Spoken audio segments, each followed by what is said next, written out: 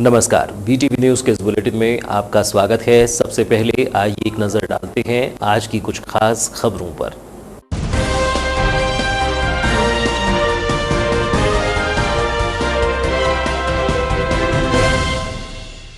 छह वर्षीय बच्ची को आरोपी ने बनाया शिकार, गौशाला में ले जाकर मासूम से की ज्यादती।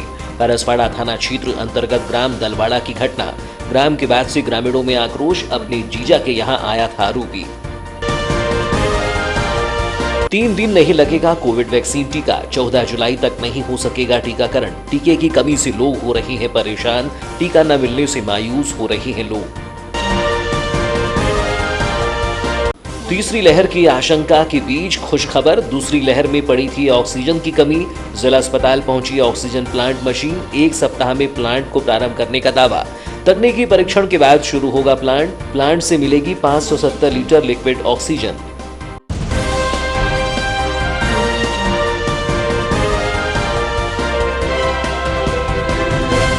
और अब समाचार विस्तार से। समाचार के इस बुलेटिन के साथ मैं हूं महेंद्र अमूले।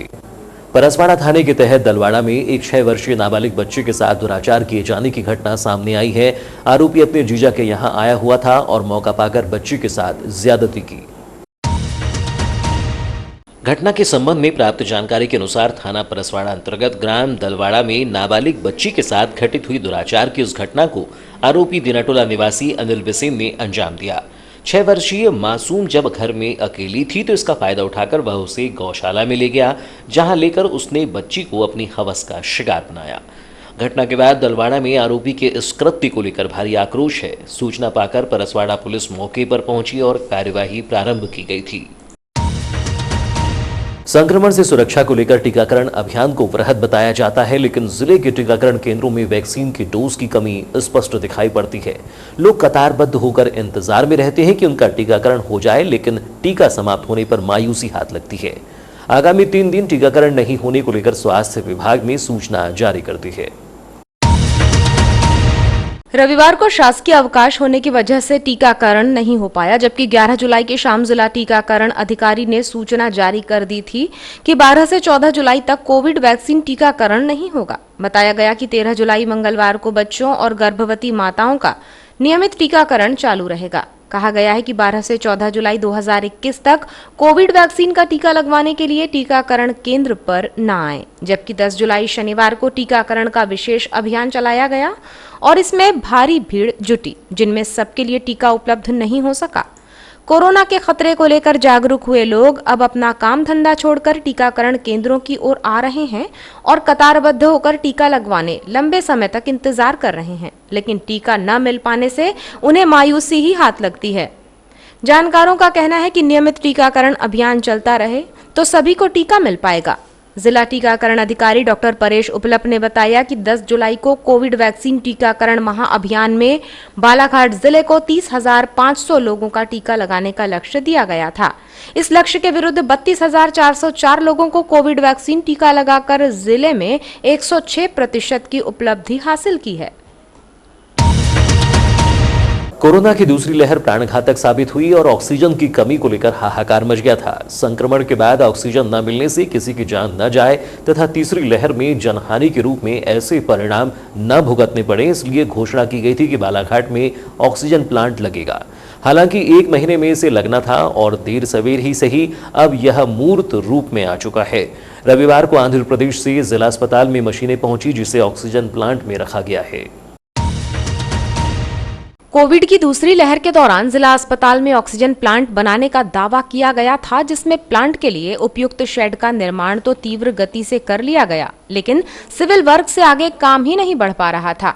इस दौरान सांसद, विधायक और जनप्रतिनिधियों द्वारा भी प्रयास किए जाते रहे, लेकिन तकनीकी समस्याओं को कारण बताकर इसमें लंबा विलंब हो गया।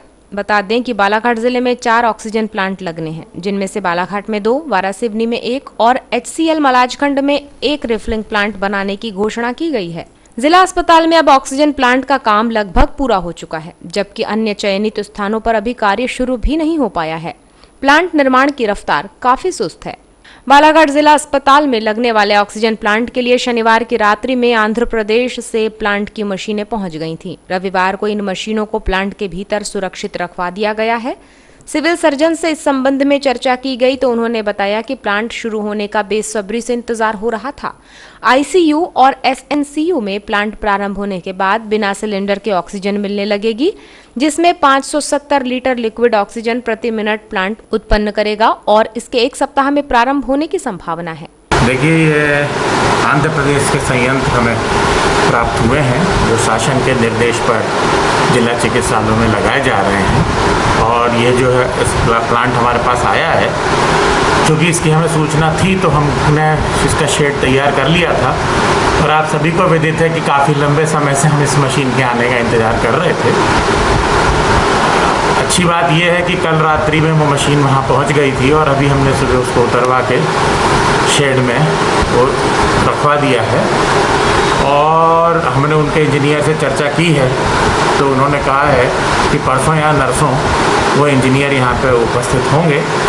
तो उसके बाद उसको पाइपलाइन से कनेक्ट करके, पाइपलाइन भी हमारी वार्ड में डली हुई है, तो पाइपलाइन से उसको कनेक्ट कर देंगे, मशीन को चालू करेंगे, उसका जनरेटर वगैरह जैसे भी व्यवस्थाएं होंगी। और ये प्रारंभ करने के बाद सबसे अच्छी बात ये होगी कि करीब करीब हमको आईसीयू और एसएनसीयू जैसे 2 स्थान हैं जहाँ पे कि हमें सतत ऑक्सीजन बिना सिलेंडर के भी मिल सकेगी। तो ये एक बहुत बड़ी उपलब्धि होगी, क्योंकि जो आपने देखा होगा कि दूसरी वेव में हमें ऑक्सीजन को, सिलेंडर को लेके हमें काफ़ी अफरा तफरी हुई थी और हमें काफ़ी परेशानियों का सामना भी करना पड़ा था। और ऑक्सीजन फिलिंग करने में बहुत लंबाई दूरी तक जाना पड़ रहा था लोगों को और बड़ी समस्याएं आई थी। और ऐसा अपने यहाँ नहीं, लगभग पूरे प्रदेश में ही ऐसा हुआ था।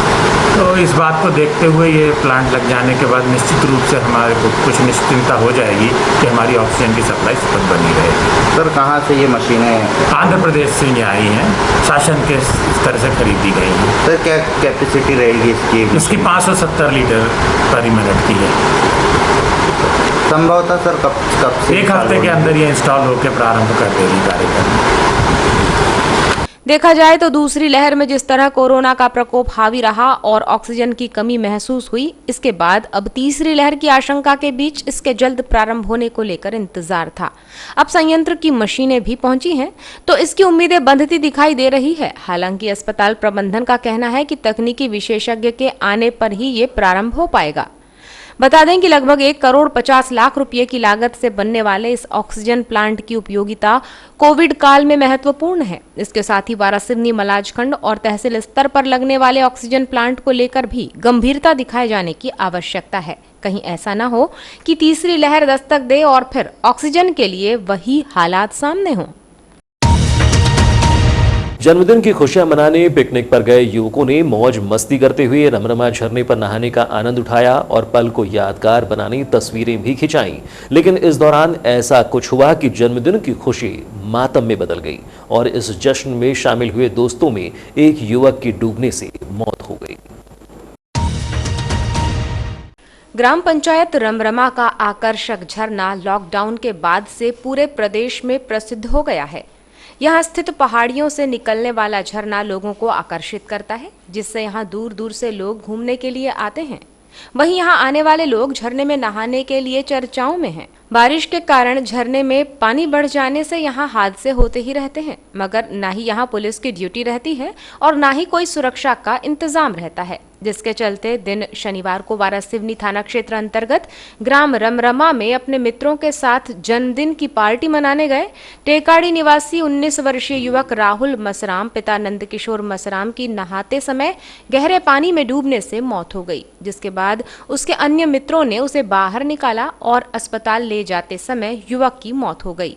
बताया जा रहा है कि मृतक राहुल मसराम एसएसपी महाविद्यालय में बीए का छात्र है। मृतक के दोस्त अतुल कटरे ने बताया कि शनिवार की दोपहर लगभग 2 बजे हम सभी 9 दोस्त, जिसमें अखिलेश सहारे, आशीष तुरकर, विजय सहारे, अशोक चौधरी, संजू परतेती, कमलेश नकपुरे, राहुल मसराम, धनेन्द्र सोनवाने, सभी लोग अखिलेश का जन्मदिन मनाने रमरमा गए हुए थे। जन्मदिन का केक काटने के बाद सभी पहाड़ी से निकलने वाले झरने में नहाने चले गए। लगभग 2 घंटे नहाने के बाद राहुल गहरे पानी में चला गया, जिसके बाद उसे ढूंढने का प्रयास किया लेकिन वो नहीं मिला।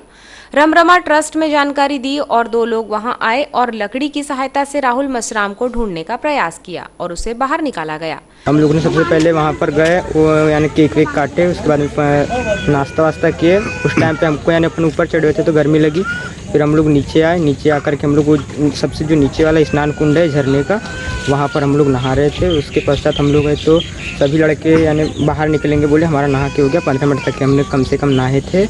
उसके बाद में तो जो लड़का था वो तो रिटर्न गया, तो हम लोग जब तक कि फ़ोटो वोटो खिंचा रहे थे वहाँ पे, हमने उसके ऊपर ध्यान नहीं दिया। फिर थोड़ी देर बाद में अपने देखे तो राहुल वहाँ पर नहीं दिख रहा था, तो हम लोग ने तुरंत वहाँ पे छानबीन चालू कर दी। उसके बाद में हमको ये नहीं दिखने लगा तो हमने रमरमा ट्रस्ट को यानी इन्फॉर्म किया।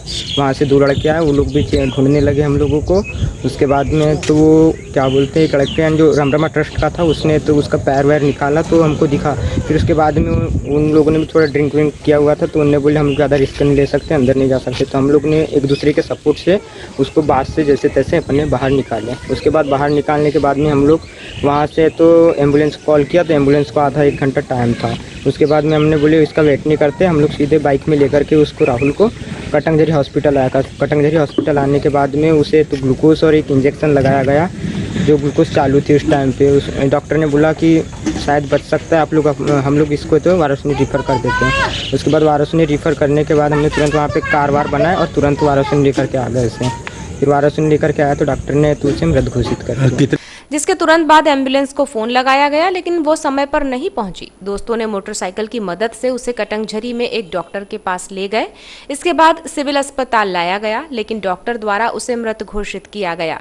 वहीं पुलिस द्वारा मर्ग कायम कर परिजनों का बयान दर्ज करने के बाद शव का पोस्टमार्टम करवाने के बाद शव परिजनों को सौंप दिया गया है। यह हादसा कैसे हुआ, पुलिस इसकी जांच में जुटी हुई है। इस तरह युवकों की मौज मस्ती और जन्मदिन की खुशी मातम में तब्दील हो गई।